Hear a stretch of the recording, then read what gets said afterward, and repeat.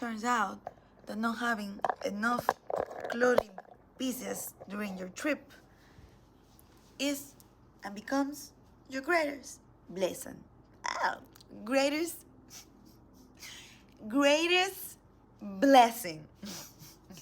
Because you get creative.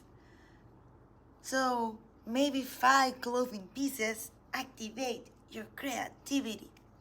And you start to express like you were always meant to express. Ruffling some feathers for breakfast. Disrupting some systems for nighttime. You see, my English is not perfect. And I guess I was taking myself too seriously when I just wanted to have fun.